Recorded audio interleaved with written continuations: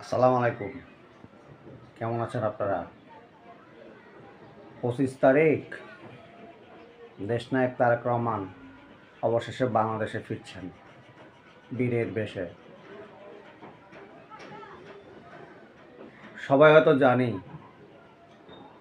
উনি দেশে আসলে মানুষের ঢল নামবে, কিন্তু কত নামবে তা কি জানি?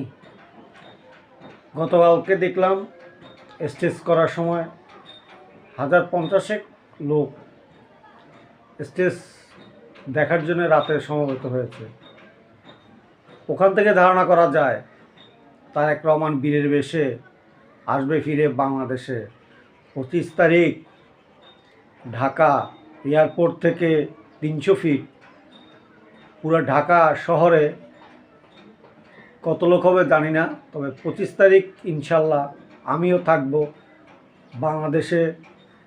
গণতন্ত্রের নতুন প্রবক্তা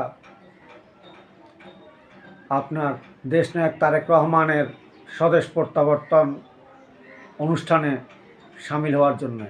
আপনি আসছেন তো?